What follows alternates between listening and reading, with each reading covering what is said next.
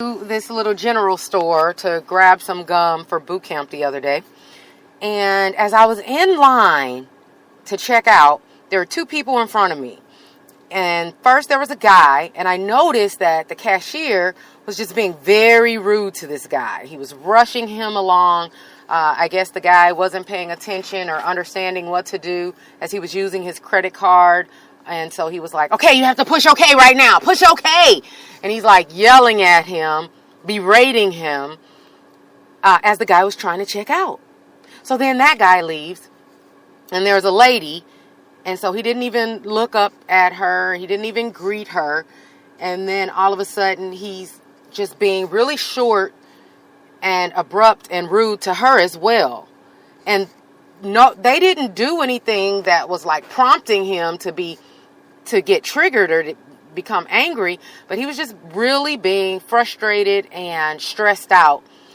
Last but not least, he also had his employee come up, because I could tell he was the manager, and so another employee came up to him and showed him a long receipt, and I guess he was doing something as far as counting up sales, and so he stopped ringing up the lady and didn't tell her excuse me for a second or anything, and he looks over at the guy who came in with this long receipt, and he's like, "You're doing it all wrong. You're doing it all wrong." So now he's like yelling at the other cashier in front of everybody, again berating him. And I was next. So the lady leaves, and for some reason he said, "Hello, how are you?" to me, even though he didn't look up or anything. So that was really interesting. And so I had been just observing him the entire time.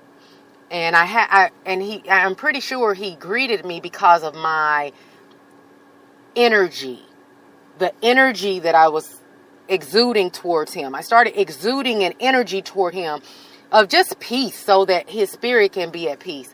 And so I wasn't shocked when he said hello to me.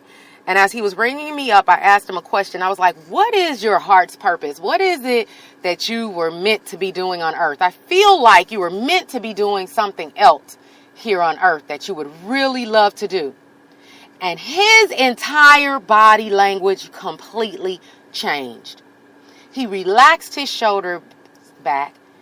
He had a smile immediately upon his face. And he looked up at me and he said, "I would love to be on radio." He said, 15 years ago, I tried out, I went and I tested for it and I didn't pass the test. And he said, and so I would love to be on radio. That would make me so happy. And he's just, it was amazing. He literally lit up. And so he said, "Come in here tonight at 9 o'clock. He said, "Come back at 9 o'clock and you'll see what I mean." He said, "Most people don't like to make the final announcement over the intercom at night, but I love to, because I look at that as just my opportunity to pretend." And so he said, "You'll be in for a treat. Come back tonight at 9 o'clock. Now, that wasn't a good night for me to go back at 9 o'clock, but I would actually like to go back one day at 9 o'clock and see what this guy is talking about, because he is living for just 60 seconds of fame each and every night, living vicariously through doing the intercom to let all the customers in the store know that they'll be closing. That's what he's looking forward to each and every day that he goes to work. He's looking forward to 9 o'clock p.m.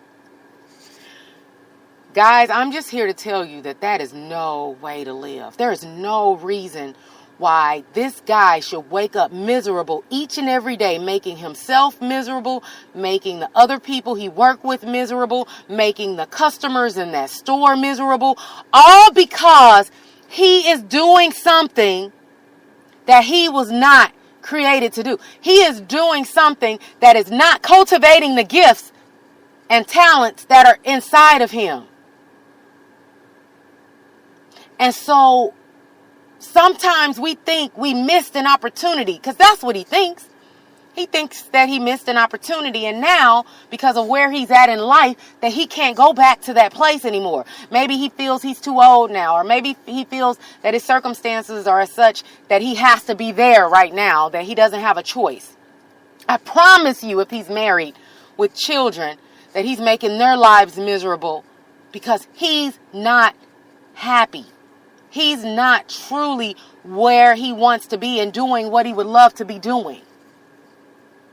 So I want to encourage each and every one of you that if you are in a position where you're settling on any aspect of your life, if you feel you're settling, and you know if you're settling in a certain area, I don't care if it's your health, I don't care if it's your career, if it's your purpose, I don't care if it's dealing with your relationships. If there is an area where you're settling, then you owe it to yourself and the world to make sure that you jump out of that place and jump immediately into the place where you're supposed to be. Because there are ways you could do it. There's ways you could do it on the side. There's ways where you could jump right into it. But you have to feed that part of you. You have to feed that part of your spirit and that part of your soul, or else you are the living dead. You are the walking dead. You are not living fully on point. There's a big piece of your soul missing. And you're walking around uninspired. I'm Joy, owner of R3 Method. We promote the holistic way of living. Holistically strengthening your body, mind, and spirit. Pushing out everything that's toxic. Toxic relationships, toxic fat, toxic experiences, and replacing them with things that are strengthening who you are, so that you can cultivate who you really are and let go of your imposter self and strengthen your true self. Until next time, R3 for Life, I encourage each and every one of you to go to R3 Method. Find out what our products are. We may have a product that can help you with where you are, what you need to be, even if it's just reading a blog post that will make a difference for you that day. Even if it's helping you to reignite your desire to exercise, or reignite your desire to eat right, or reignite your desire to rebuild a relationship that has soured in your life. But the bottom line is, accepting less is not the key. It's all about taking things to the next level. Until next time, guys, like I said, R3 for Life. Bye.